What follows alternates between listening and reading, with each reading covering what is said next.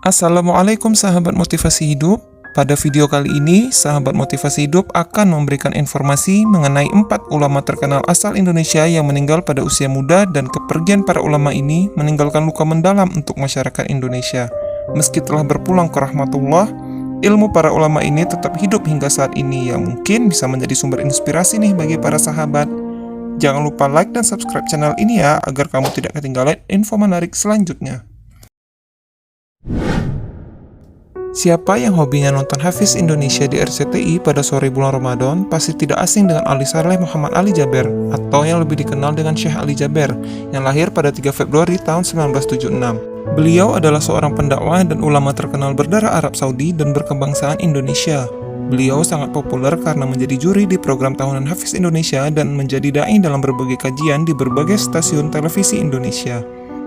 Walaupun berdarah Arab, Syekh Ali Jaber sangat fasih berbahasa Indonesia. Karenanya, ilmu-ilmu yang diberikan beliau sangat diterima dengan baik oleh para jemaah. Beliau juga dicintai dan dihormati oleh masyarakat Indonesia dari berbagai golongan karena sifatnya yang baik dan rendah hati. Namun, pada tahun 2021, pandemi COVID-19 tak hanya menghentikan aktivitas dunia, namun juga merenggut berbagai nyawa, termasuk Syekh Ali Jaber.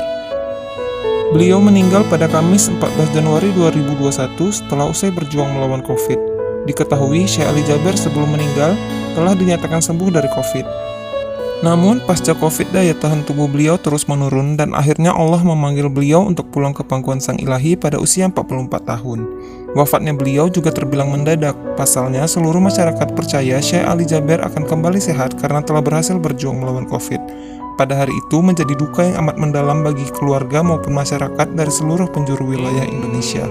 Hingga saat ini, ceramah-ceramah beliau masih didengarkan dan dirindukan oleh para umat. Wasbir ala ma yaquluna wahjurhum hajran jamila wadharni wal mukadzibina ulin na'mati wa mahhilhum qalila.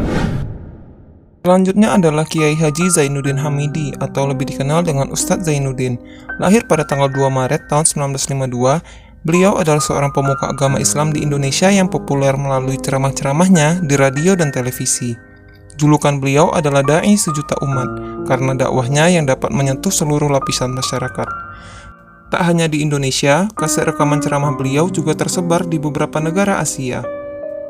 Pada masa itu, Ustadz Zainuddin sangat terkenal sehingga pada saat wafatnya beliau yang terbilang mendadak pada tahun 2011 sangat meninggalkan duka yang mendalam bagi umat muslim di berbagai penjuru Indonesia dan negara lain. Beliau meninggal akibat serangan jantung setelah sempat pingsan selepas menunaikan sholat subuh pada Selasa 5 Juli tahun 2011. Ribuan pelayat, jemaah, dan santri dan berbagai tokoh terkenal datang untuk menghantarkan beliau ke peristirahatan terakhir beliau. Beliau dimakamkan di area Masjid Fajrul Islam daerah tempat beliau tinggal. Yang membuat takjub adalah, walaupun setelah kurang lebih 12 tahun sepeninggal Ustadz Zainuddin, ceramah-ceramah beliau masih terkenal dan terdengar di berbagai platform media sosial hingga saat ini.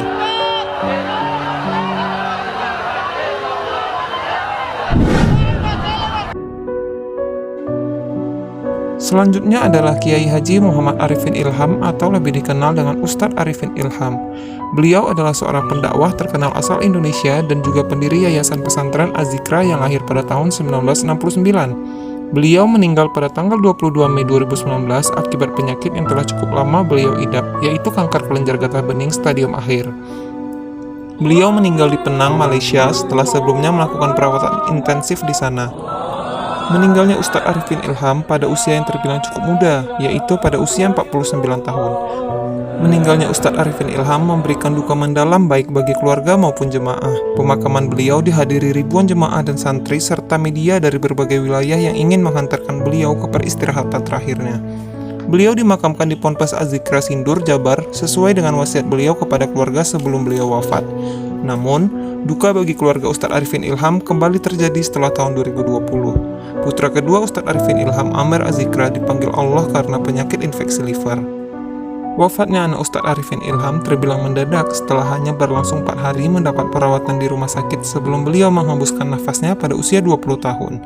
Diketahui juga bahwa Amer Az-Zikra dimakamkan bersebelahan dengan ayahandanya Ustadz Arifin Ilham.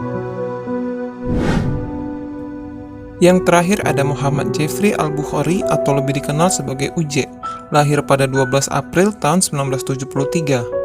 Dikenal sebagai pendakwah kondang pada masanya dengan suara khas dan perawakannya yang tampan, UJ juga terkenal dengan lagu-lagu rohaninya. Bahkan hingga saat ini, setelah 10 tahun sepeninggal beliau, karya-karya dan ilmu ajaran beliau masih terdengar di seluruh penjuru Indonesia, terutama takbir khas beliau di waktu bulan suci Ramadan.